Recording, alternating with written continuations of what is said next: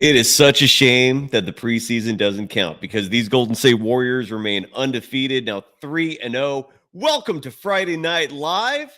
It's the Golden Days. On tonight's episode, we're going to recap the Warriors felt like a tight battle. It felt like they were taking it seriously at times. And yet again, the Golden State Warriors come away victors. We're going to talk about what went down. It was the Moses Moody show. Kuminga continuing to light it up. Some weird, funky lineups out there. Will that matter in the regular season? We'll talk about that and much more. But for now, it's a celebratory affair. The vibe is great. The mood's solid. It's the Golden Days.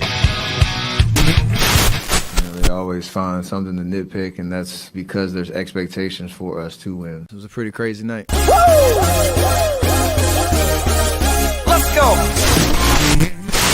In a minute, I'ma need a sentimental man or woman to pump me up. Come on and break me off. Cause I get what I want and I like what I see. If you got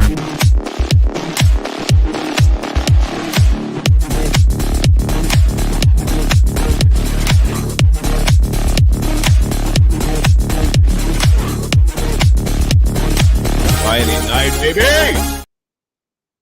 Welcome to the Golden Days. I'm your host, Cyrus Saatsaz. Happy Friday night. Hope you got a great weekend planned, whether you're going out, whether you're staying in, whatever is on the docket. Have yourself a grand old time. But for now, we're talking Warriors, and it's a celebratory mood because the Warriors, even though it's just the preseason, a win's a win. It's a good time. That's what the result is when your team is on the victorious side of the one-loss column. And the Warriors coming away again victorious. There's something you got to feel good about if you love the team. When the bench unit, the two-way players, and the Pat Spencers, the Geese Santoses, the Quentin Post, the Lindy Waters the third, even when they're stepping up and playing some solid basketball, you know there's something good going on. You know the water tastes extra sweet. And that's what happened tonight in a win by the Golden State Warriors. The final score in this clash, yet again, against the NorCal rivals, the Sacramento Kings, 109-106, the final. And before we get into it, before I get to the chat and see what everyone else is talking about tonight, again, it's Friday night. You got to love that. First, let's give some love to the official sponsor of the Golden Days, and that is Bet Online. And we're hopefully going to get some more sponsors soon. By the way, that line is open out there. If anyone in the audience, if you own a business or you're part of something where you want to get your word out, the phone lines are now open, figuratively. I mean, email us, warriors24pod@gmail.com. If you're interested in being a sponsor, it can be an unlimited amount. So get in while there are openings.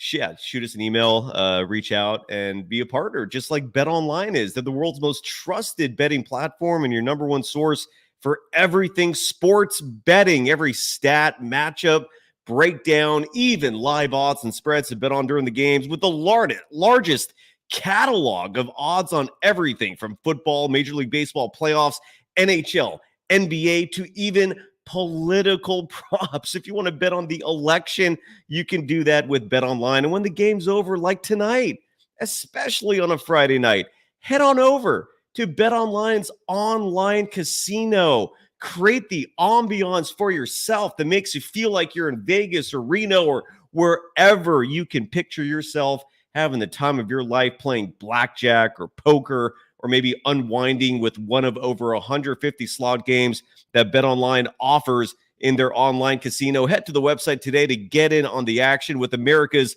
most trusted site for online wagering. BetOnline, the game starts here. And again, the Golden State Warriors, 109-106, the final in this game, a game that starred largely Mr. Moses Moody, someone that we're a fan of on this program. He lit it up tonight, finished the game with 23 points, leading all scorers on both sides of the ball. The offseason work, whatever he did, it's showing. The results are showing right now. He had a fantastic game. Again, 23 points in this game. He added 3 assists, added 3 rebounds. No, I apologize. He had no assists. Sorry, my normal stat sheet that I look at for some reason, is not available at the moment. So I'm going to plan B. The visuals are just not as strong. I apologize for that. But again, 23 points, 3 rebounds on the evening for Moses Moody, 7 of 8 from the line. He went to the line 4 times tonight. He was attacking. He was shooting. He was 2 of 6 from beyond the arc. Again, 33%, good enough. You're not hurting your team when you shoot 33% or above from beyond the arc. He was 7 of 13 from the field total. And the starting lineup tonight was a little funky. What I mean by that is the starters tonight included Kyle Anderson as your starting power forward. It included Draymond Green sliding over to the starting center position. Moses Moody started tonight. I thought the weirdest one was Gary Payton II. And what do we hear from Steve Kerr? Anthony Slater, thankfully, posted this sound clip before the game of Steve Kerr explaining why he was going with this unusual starting lineup. Again, it's a preseason. This is where the mad scientists can experiment, check out certain lineups that his curiosity may otherwise not be fulfilled by in the regular season when you just cannot take those kinds of risks. So here is Steve Kerr explaining why he went with that funky lineup. I love Gary with Steph. I mean, traditionally, in their time together, they are one of our best 2-man combinations. So I wanted to see what it looked like with Gary in the starting lineup. And then Moses has had a great camp, and I really wanted to reward him for his play. And obviously, he complements those guys with his shooting. And then I think it's interesting just to see what it looks like with Kyle and Draymond together because of their playmaking ability and their defensive acumen. So yeah, just taking a look. Is there going to be a point you think, like maybe late in the preseason, where you want to decide this is my starters entering the season, or can you envision, nightly in the regular season doing a little of what you're doing now, which is like?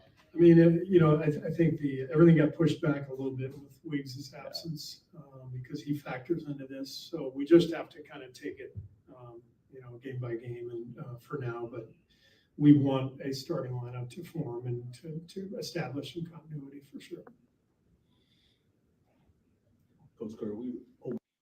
All right. So the only weird part about that, or maybe not weird isn't the right word, the one part about that which concerns me a little bit, because so far I love what I'm seeing with the Golden State Warriors. And I don't know if it's a coincidence that Andrew Wiggins not being a part of this is part of the reason why they're being so successful. And by the way, Christopher Keller in the chat joining us live. Welcome to the program. Happy Friday Night Live. But look, the Wiggins part of it, maybe he comes in and they just get better. But I like the vibes of this team right now. And I'm not going to lie, man. I mean, look, if you're a regular viewer of this program, you know my sentiments when it comes to Wiggins and this team. He was supposed to be part of that Paul George trade, which fell through last minute, apparently because of the Clippers being afraid of bringing more money in.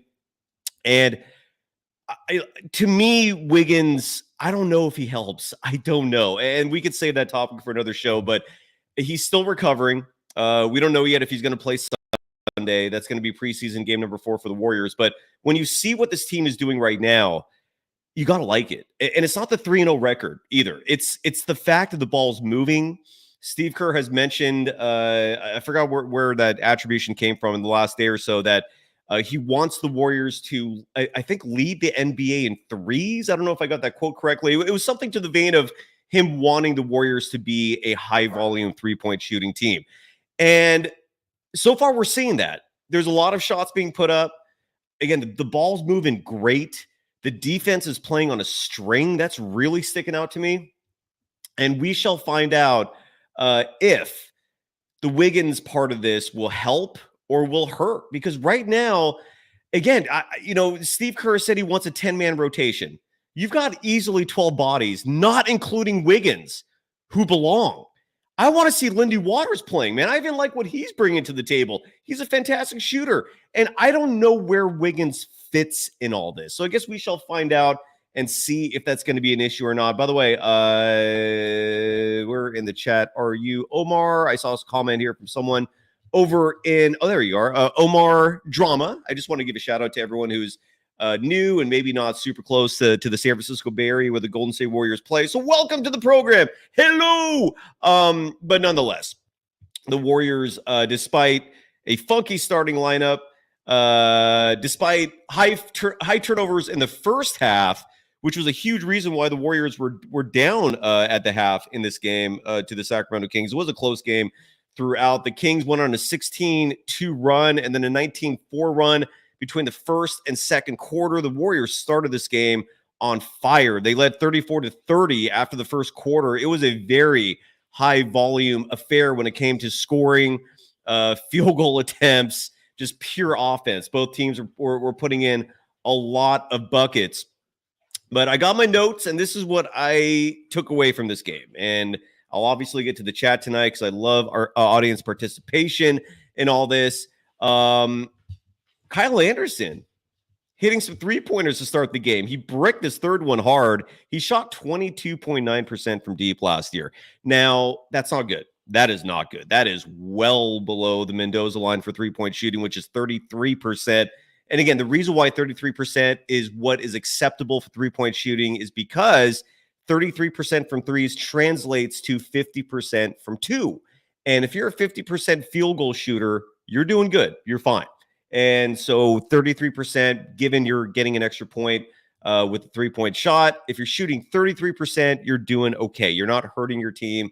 That is your Mendoza line. So Kyle Anderson hit 2 threes to start the game. Draymond Green had 2 ugly turnovers to start the game, but then they turned it around really fast. The Draymond Green three-point experiment seems to be continuing in year 2. Again, last year, incredible that he shot 40% from beyond the arc. The backpack three-point shooting style still in effect. He again hit a 3 to start the game. It was not from the corner, it was from the elbow. But it went in, regardless of how funky the shooting style is. Interesting revelation from tonight's broadcast as well, which I was not aware of until just hours ago. Draymond Green, who again a couple years ago, in case you folks forgot, had that back injury, right? And he missed a couple months there, and it was a little concerning when that happened because Draymond Green was Mr. Durability before that stint where he missed nearly 3 months, again because of this bulging disc issue in his lower back. And he pledged a commitment to strengthening his core to avoid that problem continually happening. And apparently that commitment is in the form of Pilates. Pilates is, I don't know how you compare it to yoga. They're similar in a lot of ways. They're different in a lot of ways. My best understanding of the two is that, and I've done both, but Pilates I've done more so, and this is why I partly know this. Pilates focuses a lot more on the core. When we talk about core, we're talking about the abdomen area, right? And like leading to the groin part of your body and that whole area. The stronger your core is, the stronger your back is going to be because your core supports your back. And so that's Draymond's mission, to be a durable player as he becomes older, is to strengthen that core and that will hopefully prevent his back from acting up again. And so he did Pilates all season. He's looking good so far. He does not look like the out of shape Draymond Green that we're oftentimes accustomed to start a season. He's not always coming into camp in perfect shape. He's looking good so far this season. But the Moses Moody part of this, I mean, you heard Steve Kerr say this a moment ago that he wanted to reward Moses Moody's efforts. He wanted to reward the strong start here in the offseason and training camp and the preseason. And Moses Moody, again, I'll read the stat line one more time. Oh, I got my typical box score now. 7 of 13 from the field. He played 24 minutes, 47 seconds. Again, 2 of 6 from beyond the arc. He had 4 trips to the free throw line, 8 free throw attempts total, made 7 of those, which is huge, right? Missed free throws or missed opportunities. He picked up 3 fouls in this game. Not a big deal in 24 minutes, but among many stats that stick out for Moses Moody, including, again, being the leading scorer for the Warriors and all players tonight with 23, he had 0 turnovers. None. Bravo, Moses. And I hope I speak on behalf of most other people out there who follow the Warriors and the NBA in saying this. Moses Moody has to play. And obviously, that is Steve Kerr's greatest power, controlling individual minutes, controlling who plays what, when, where, and that includes Moses Moody. His fate is determined by Steve Kerr and how Kerr feels, and Kerr started him tonight. Great effing sign. Let's hope it continues. But again, bravo to Moses Moody for a fantastic game this evening, and let's hope that leads to more. And my biggest concern is the Wiggins factor of this. I guess my worry with Andrew Wiggins is this: I don't want Wiggins coming in at the expense of players like Moses Moody. We did not even see DeAnthony Melton until the second half. There were a couple of weird substitution patterns there that we saw tonight. Besides the starting lineup, DeAnthony Melton did not make an appearance in this game until well into the third quarter. I believe.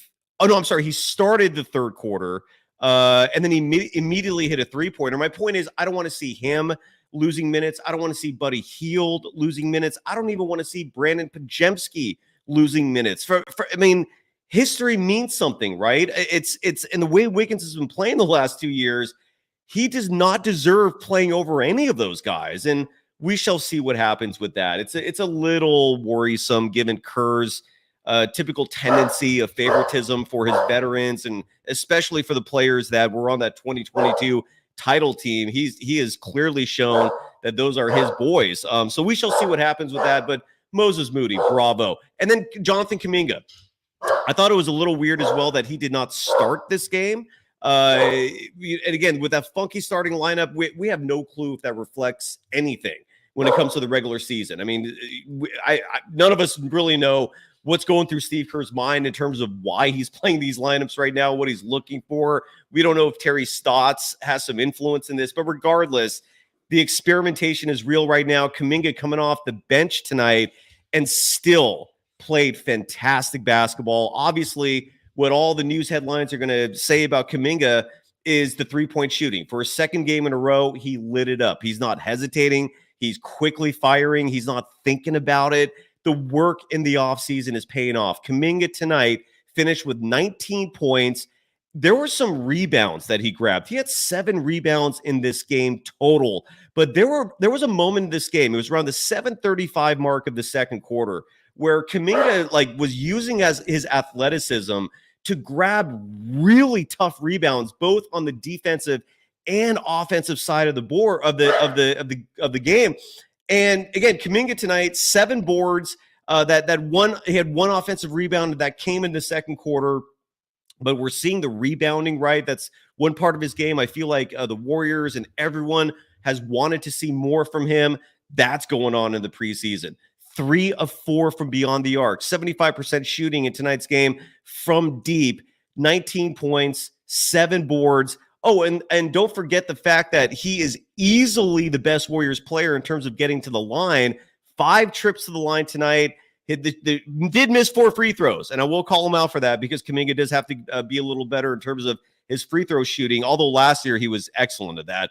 But still, those are nitpicks. Did have 1 turnover in this game. 1 is not bad. The fact that Moody and Kuminga, the potential future of the Golden State Warriors, again, it's just a preseason game. I get it. But combined, they played 50 minutes tonight, and between the 2 players, 1 whole turnover. The 2 players played 50 minutes tonight, and they combined for 42 points. They combined for 10 rebounds, and they combined for 1 turnover. That's beautiful. That is beautiful. And I apologize for my puppy, Bubba. Bubba, what are you doing down there, buddy? I don't know what he's barking at. But anyway, so kudos to Moody. Kudos to Kuminga. Great preseasons for them so far, 3 games in. We got 3 more to go. Got to give some love to those 2 first and foremost. Let's see what's going on in the chat here real fast. Gamer F2P, and I'm picking these randomly right now, saying Wiggins will become the new Klay Thompson with entitled minutes no matter what. I hope that's not the case. I'm a little worried about that. Ooh, Eshaan, yeah. Someone in the chat saying they want to come on the show. Let's invite people, man. It's Friday night. Why not? The link is now in the chat. So if anyone wants to jump on, Eshaan, you included, please do so. I would love some fresh perspective tonight. And I'd love for any of you to voice things you saw in this game that I might have missed. The traveling Urquidez jumping in saying that Bubba, my English Bulldog rescue, my one-eyed pirate, did not like Steve Kerr's rotations, and that's what he's complaining about. Possibly, maybe, although unlikely. But yeah, so if anyone is interested in coming onto the program, the link is now in the chat.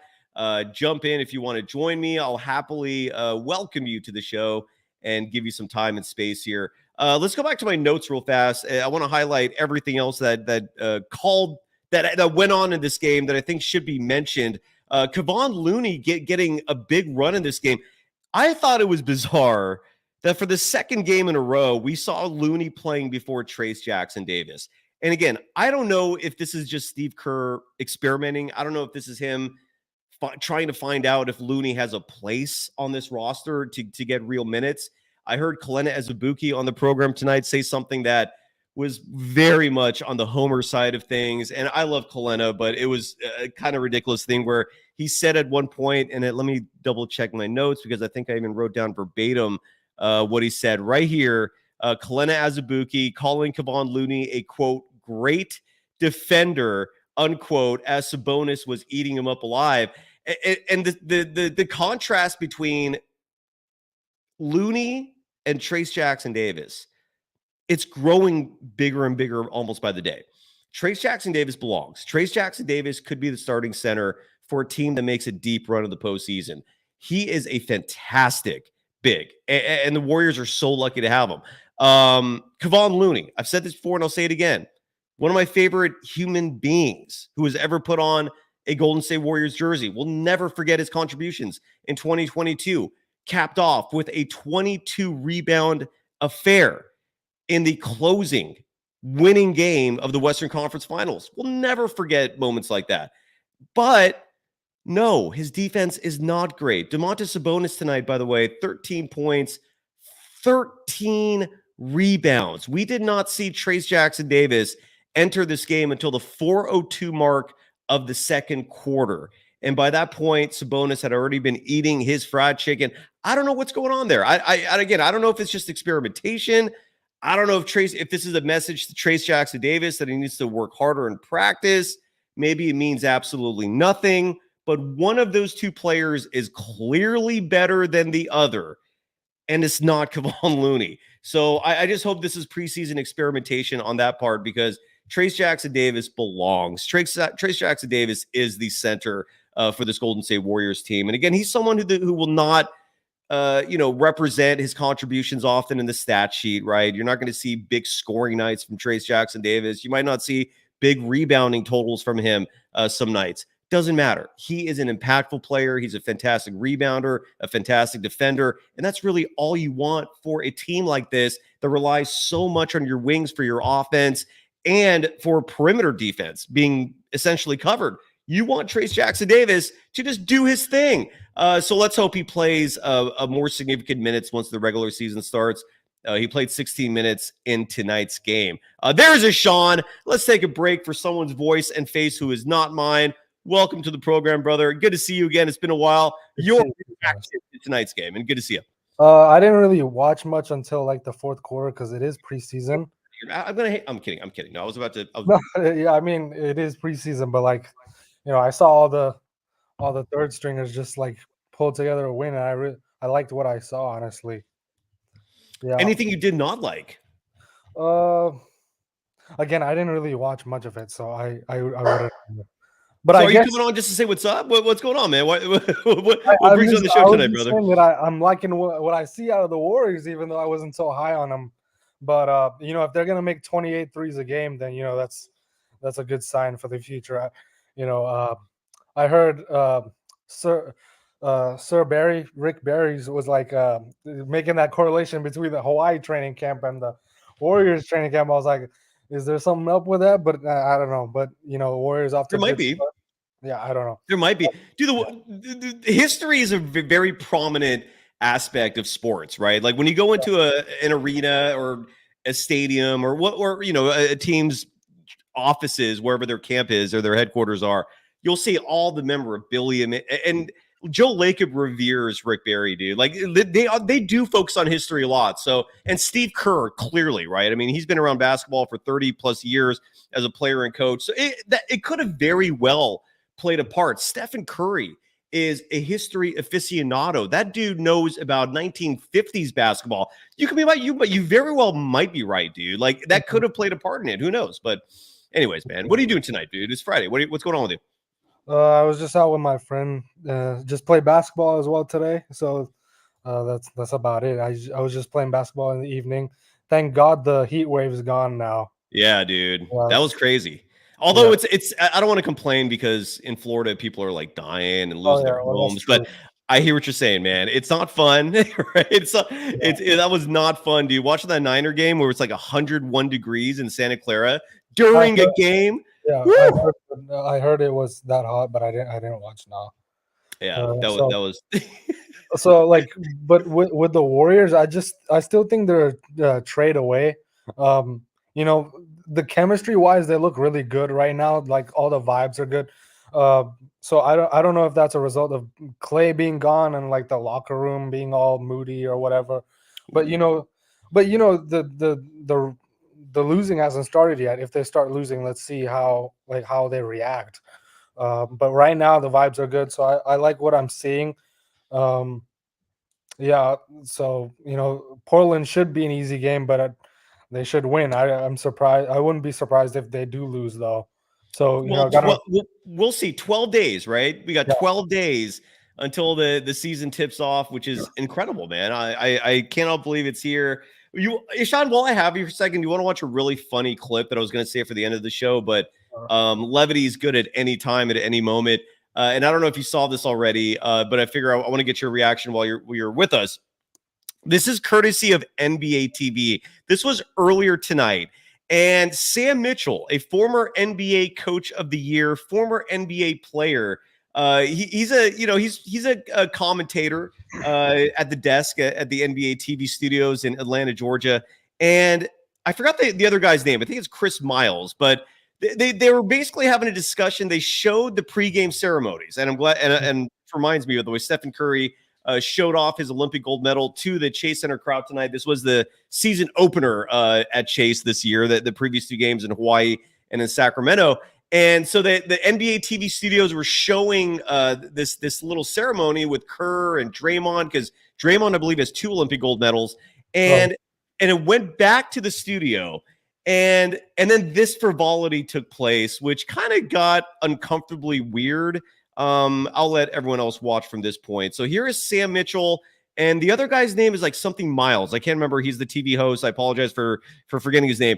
But enjoy this exchange because it's awkward and funny as hell. I'm surprised coaches get a paycheck for this show. I think like maybe you should do this pro bono.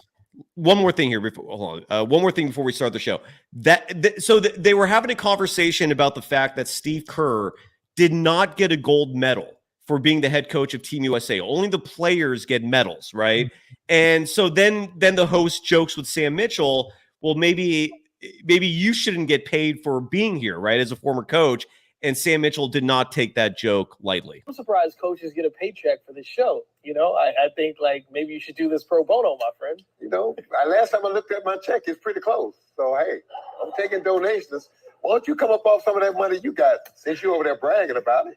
I'm not bragging about it. Well, I mean, yeah. Oh, I'm sorry. Did you rent your beach house down in Florida during the hurricane?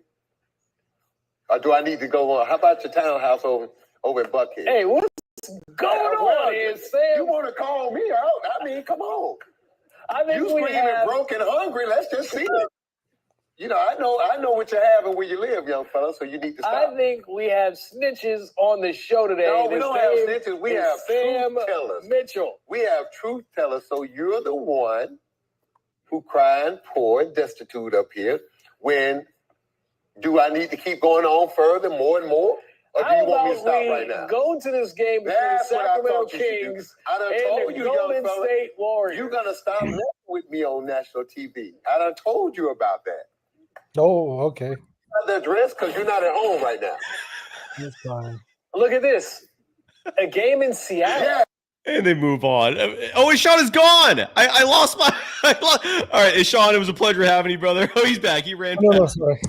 It's all good, man. I'm going to move on anyways. Any last thoughts from you? Did you get it? Was that clip not as funny as I imagined it? Maybe it wasn't. I don't know. That was pretty funny. Shots were being thrown, but NBA TV is kind of dead anyway, so I don't know. It is dying. Yeah. That is true. But Sam Mitchell did not appreciate at all being asked to work for free he was pissed, man. Any final thoughts before we move on? I wanted to ask, did you agree with Steve Kerr not getting a gold medal?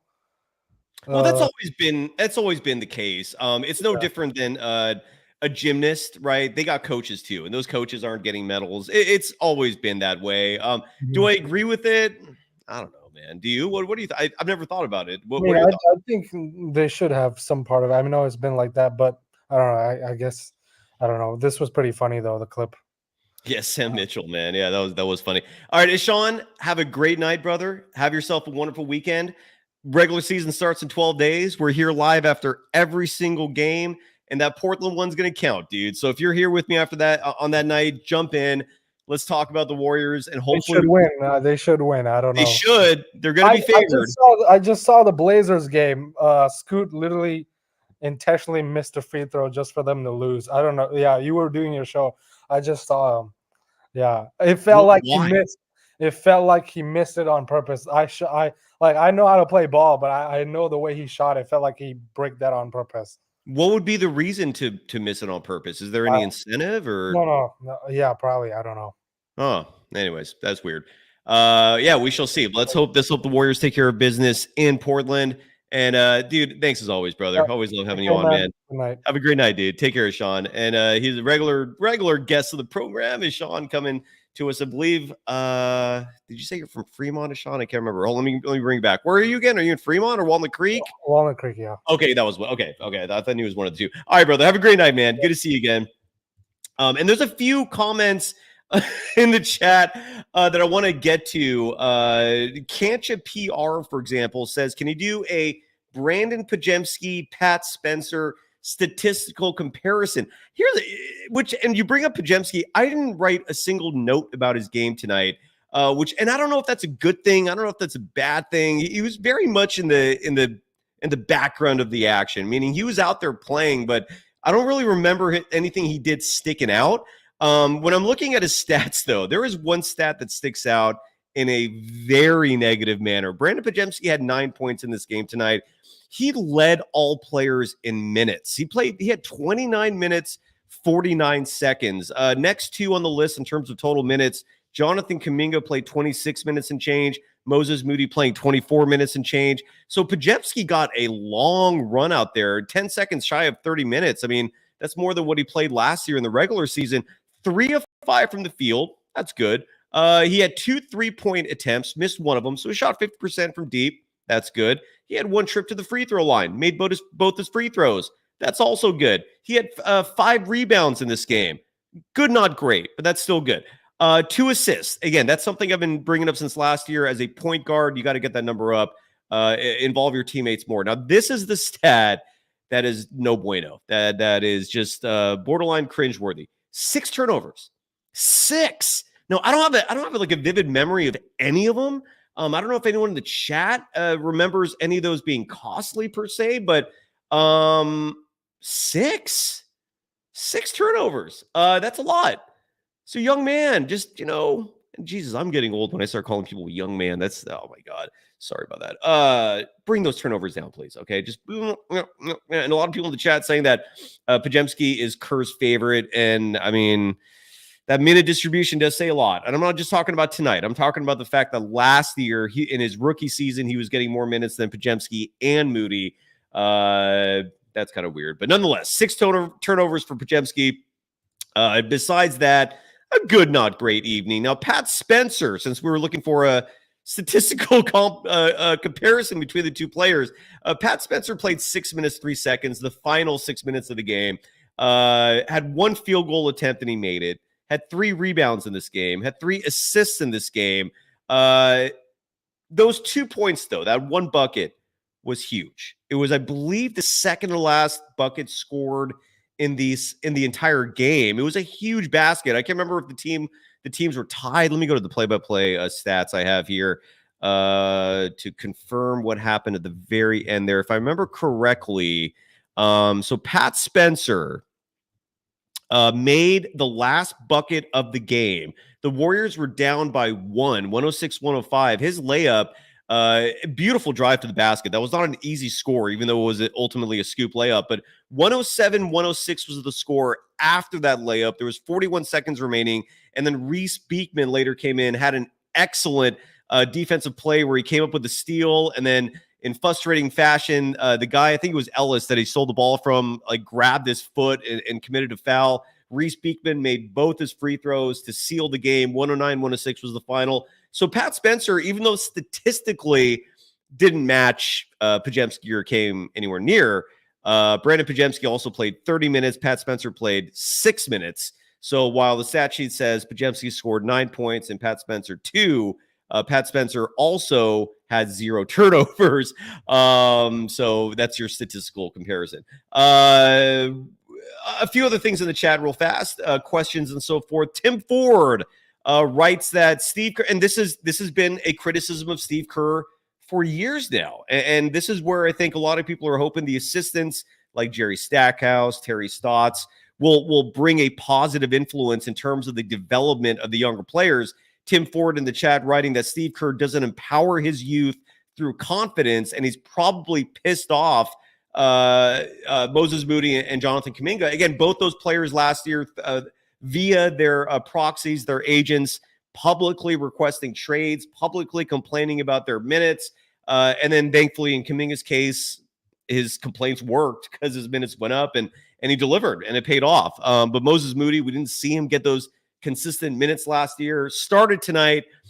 We shall see what happens. But I'm totally with you. That is a huge responsibility of the head coach, is to develop the youth. And we haven't seen that. We have not seen that. The closest thing to it was Jordan Poole, who then regressed after winning the title and got traded away. So I'm with you, man. And that's a concern that I think is very valid. Amita Colmy in the chat writing, you don't want anyone losing minutes. How many minutes available in a game again? 240 total, broken up into 5 positions. And I'm with you. I think you're referring to what we were talking about early in this game, which was Andrew Wiggins and how he's going to fit into this. I don't know. That's a great question. And you heard Steve Kerr in that pregame interview say that Wiggins is on his mind in terms of these rotations. We'll find out if Wiggins plays Sunday in the next preseason game, but it's a little worrisome for me. Andrew Wiggins, if he wants me to feel good about him playing on this team, deliver, show up, be consistent. Do what you did the one good year you've had in your entire career, 2022. Repeat that. Emulate that.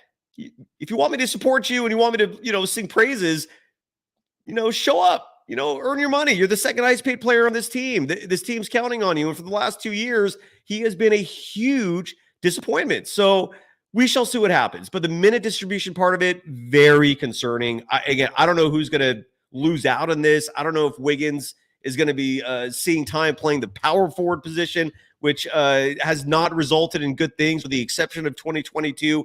We shall see what happens. By the way, Sunday, the Warriors next play the Detroit Pistons at home. Actually, all the remaining preseason games for the Warriors are at home. So that's kind of cool. I'm going to try to make 1 or 2 of those. Maybe. I don't know. We shall see. Going back to the chat real fast, Jay Rock in the chat saying, with all respect, Trayce Jackson-Davis is not ready to be a starting center on a championship team. He has no offense besides the lob threat, plus elite defensive teams would nullify the lob. Well, again, you have 4 other players on the court who can handle the offensive part of it. If your concern is spacing, I kind of get it, but then it's not like Kevon Looney space on the floor. I guess who on this team would you prefer starting as the center if it's not Trayce Jackson-Davis? The reason why I favor him and why I'm a proponent of his is because there's no one better. He's the best option. So J Rock, and I appreciate being respectful and all that. I'm with. Thank you for that. But I ask you this: who would you rather have starting? Looney? I mean, we've seen how that's gone the last 2 years. So let me know about that. And then Nick Fensky in the chat, my good friend, writing, did Steve Kerr start Gary Payton II and Moses Moody because maybe highlighting them for a possible trade is the reasoning? If that's the case, I like it. It's the closest thing to making any goddamn sense. So we shall see what the F in the chat. Sorry, what the F is fashion? There we go. Is writing the Quentin Post is too soft. Yeah, that's my early analysis of him as well. He's just not ready for the stage. He's not physically imposing out there. Still has not hit a 3-pointer unless he hit one tonight. No, he didn't even have a field goal attempt tonight in his 4 minutes of play. Had 1 rebound. Was a plus 9 in the net rating because that squad at the end there made a great run to win this game. Let me see what else is in my notes. And there's a lot of players we have not highlighted enough yet in this game because, I want to mention Stephen Curry, one of the greatest players ever. Had a so-so game. He played just shy of 16 minutes, was 2 of 7 from the field, hit 1 3-pointer, missed 3 others. So he shot 25% from deep, finished this game with 6 points, 4 assists, 4 turnovers. One of those turnovers even got Steve Kerr's attention and had him scolding his superstar point guard. We didn't see Stephen Curry in the second half. I don't even remember if we saw him on the bench. And the reason for that is he apparently injured his finger. Good news, at least according to who I spoke with. Apparently, in the second half, he was primarily working out in the tunnel. I think someone tweeted that as well. The injury does not appear to be serious. He could have played and would have played if this was a regular season game. So Steph had just a so-so game. Draymond Green had 7 points in this game. I mentioned the 3-pointer he hit. He was also minus 13 in net rating. The antithesis of that, Lindy Waters III was a plus 13. This was a Lindy Waters has been playing some winning basketball. Again, so far so damn good. And that's another player who already I want to see more than Andrew Wiggins is Lindy Waters. At least he spaces the floor. Like legitimately, like Andrew Wiggins does not put the fear in God in defenders if he's out there getting ready to hoist up a 3-pointer. Lindy Waters does. The dude can shoot, and it looks like his roster position is safe. I have not seen any indication or heard anything that could lean towards the Warriors letting him go. I like this kid. I want to see him play. And I talked about Draymond Green earlier. What the F is fashion, also saying he looks out of shape, and also saying no, he actually looks pretty good. Again, he's been doing Pilates all off season, so that's part of his conditioning. But touch of madness with a great call that none of the vets today went 100, at least on the Warriors side. I thought De'Aaron Fox was putting in some effort today. The Sacramento Kings, by the way, that DeMar DeRozan signing, bravo. That was a good pickup for them. Whether it results in championship basketball, I don't know, but it was still it was a good pickup.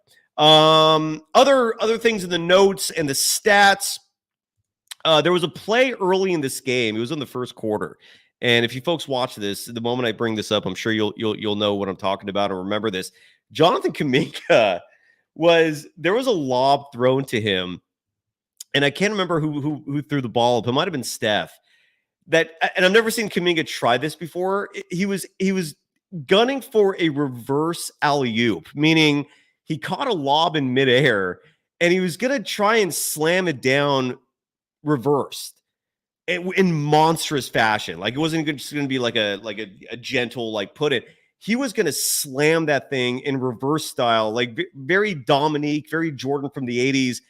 But he missed. And I feel like that would have been the play of the preseason if that ball actually went in, but it missed. The Warriors did shoot 8 of 11 from deep in the first quarter of this game. So the 3-point shooting continues. The Warriors finished tonight's game 13 of 34 from deep. So they had 34 3-point attempts, but made 38% of them. Again, not bad. Not great. It's not over 50% like we saw the last game when they hit 28 of them.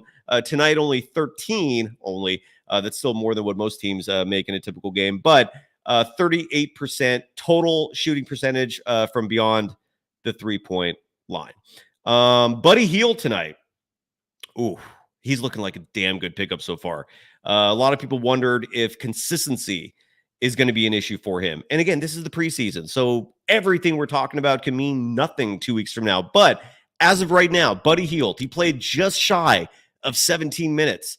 And in those 17 minutes, he was 4 of 6 from the field, 2 of 4 from beyond the 3-point line. There was 1 3 he made where it was a running 1-foot 3-pointer from the corner. Like he got the pat. It was a catch and shoot, but he caught it while he had momentum carrying him because he was running, and he just hoisted this 3-pointer up from the corner off 1 foot, and it went in. It's so far so damn good. For half the price of Klay Thompson, you basically traded Klay Thompson for Buddy Hield and either DeAnthony Melton or Kyle Anderson. Regardless, fantastic trade. They won that trade, even though that wasn't actually the trade, but that's what they swapped. Bravo, because Buddy Hield so far looks damn good. He had 10 points in this game. No turnover. Wait, no, I was 2 turnovers in this game, but that's not so bad. So Buddy Hield, bravo. This has been looking incredibly good. I mentioned a moment ago DeAnthony Melton oddly did not come into this game until the third quarter. What a fit! Like just what a like I am so beyond pleased with this free agent signing so far. It's making sense why the team has liked him for so long. Tonight, the 3-point shooting was meh. He was 1 of 4, not great, but 3 of 7 from the field total. But what he brings to the table is he's a two-way player. Like he is not a liability on the other side of the ball when the team's playing defense. He can hold his own. And what's surprising me in a positive manner is he's holding his own against bigger players. You've heard me bitch about it endlessly, right? About the height thing, about the fact that the Warriors are routinely smaller. But DeAnthony Melton holds his own. And I don't know what his wingspan is. I've not done that research, but love him. Love him. Yeah, and I'm totally with you. What the F fashion, saying that Melton is a steal. Oh, and Touch of Madness, thank you, my friend, for encouraging people to hit the like button. Yes, please. I think that helps with the algorithm. So thank you for that. Yeah, EB saying Melton is sick in a positive manner. Joe saying DeAnthony Melton is just fast on everything. Playmaking hustle, writing in the chat that he's a 6'8" wingspan. Leo Giancarlo, I agree with you, writing that defense is going to be so much better this season. Yeah, especially the perimeter. That was a problem last year. And that's another reason why the Wiggins thing concerns me a little bit, right? Let's hope. Okay, let's hope. I'm like getting in my own head here. So DeAnthony Melton, that a huge signing. I cannot be more pleased so far. And then Lindy Waters, who came into this game in the fourth quarter, I believe. No, I think it was late third quarter. And then I think he just played throughout. I don't think he came out once he came in. Shooting wise was not great. He was 1 for 5 from the field, did not make a 3 in this game.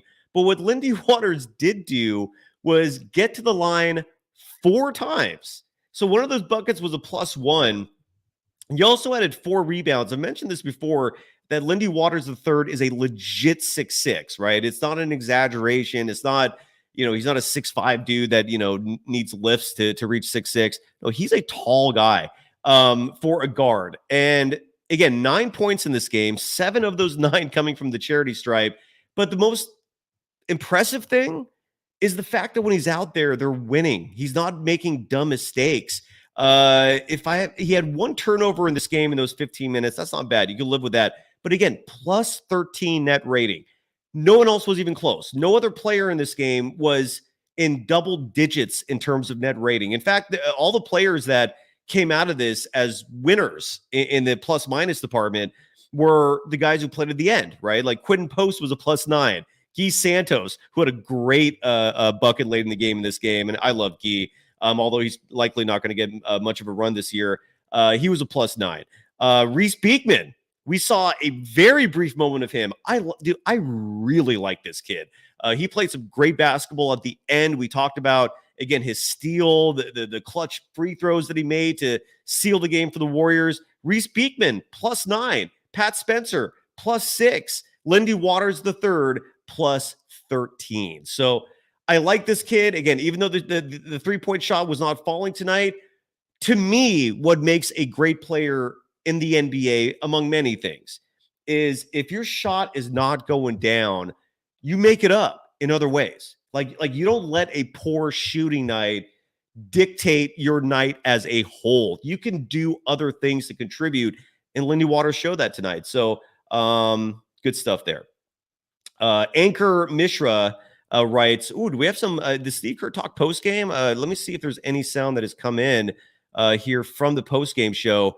Oh, I am very happy that in the chat, Anchor Mishra, you contributed greatly to this program. Thank you. Writing that Moses Moody is a rotational player. Why don't we hear from Steve Kerr himself?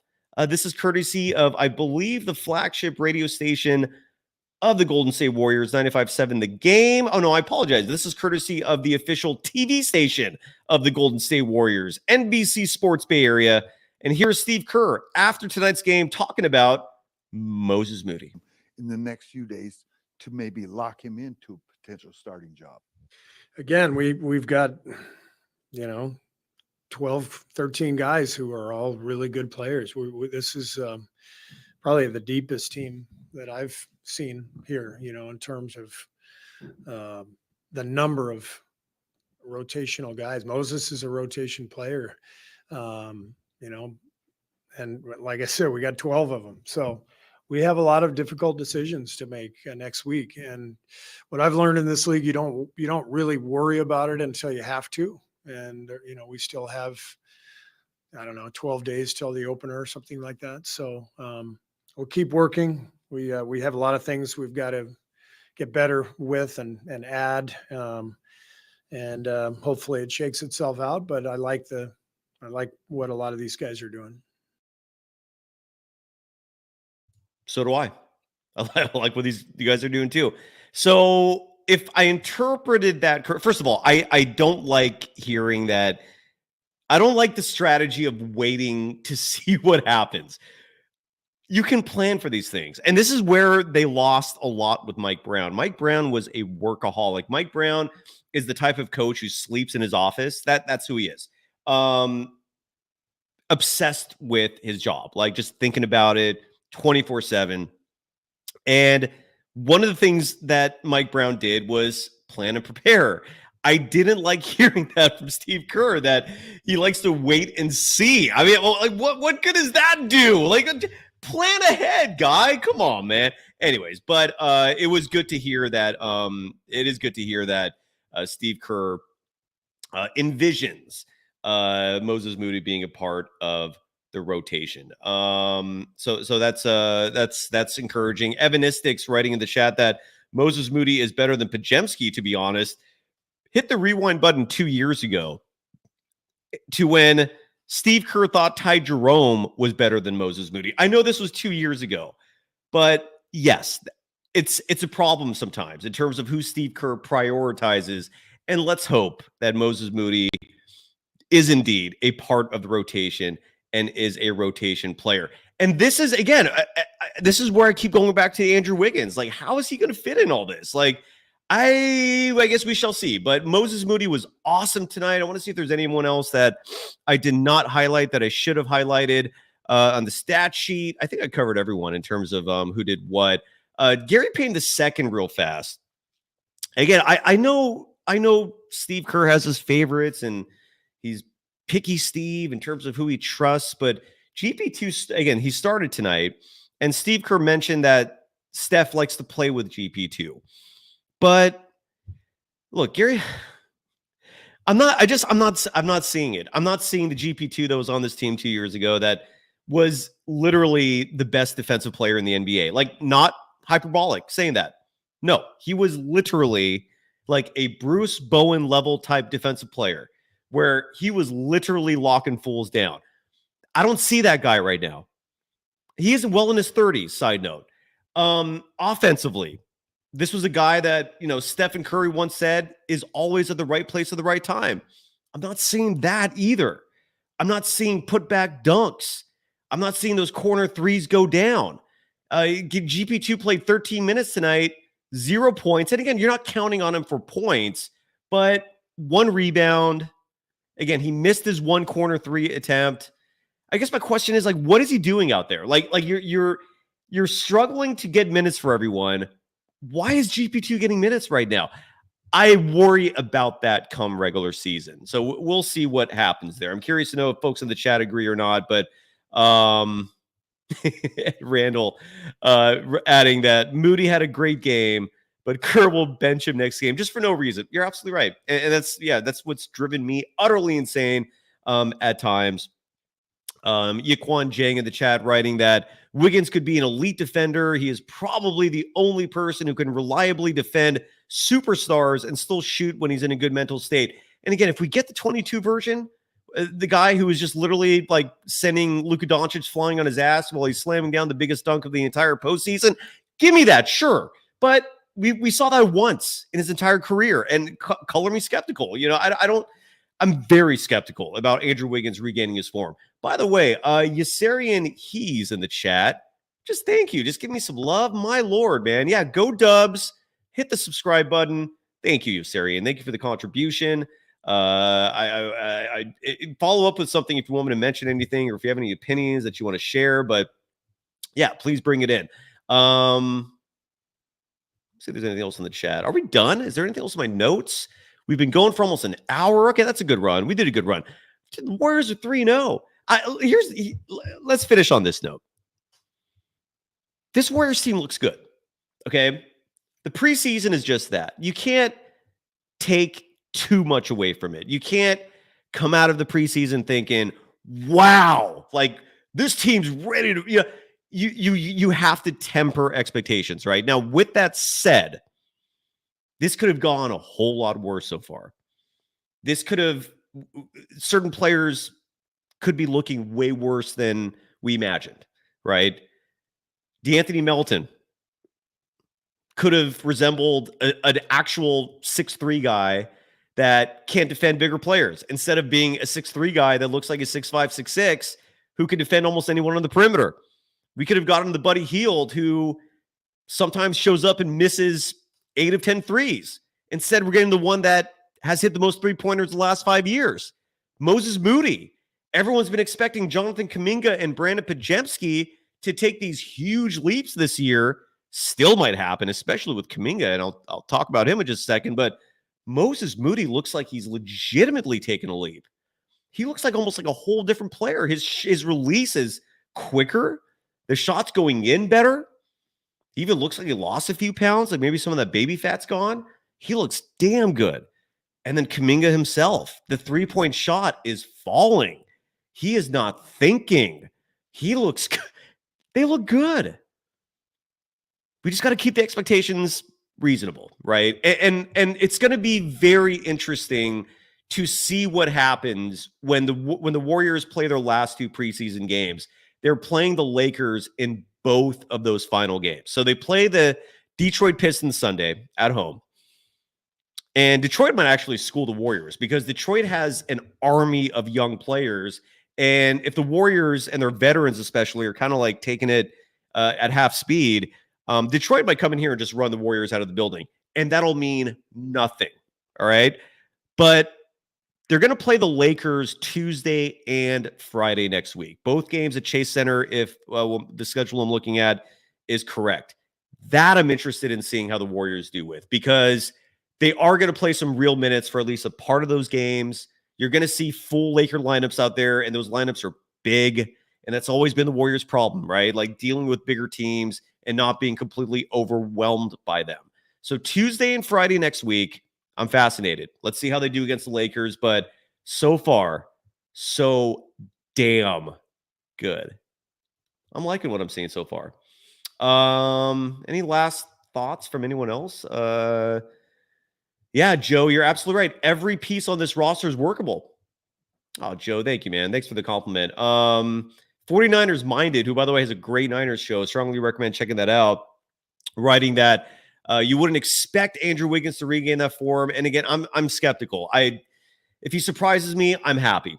Traveling Urquidez, an official Golden Dazer, $2.99 a month, saying Wiggins is in year 10. He's not going to change. The only pushback I'll give you on that, Urquidez, and the pushback is me trying to be optimistic, is Wiggins did in year 7 show a whole new side of himself. And who knows what demons he's been battling these last 2 years, but maybe we can hope that those demons have been shed, or at least the worst of it is over for whatever he's dealing with on a mental level. But I'm with you, man. It's skepticism is I'm a little concerned. Nick Fensky, who by the way is an actor. He's been in a lot of the shows and movies you've seen that you love. He's in there, playing characters. Ed Randall writing that Kuminga should be used in the post, but Kerr is having him stand at the corner. I didn't see that too much tonight. So let's hope that's not a consistent thing. JC saying that Kerr mentioned Wiggins playing the 2.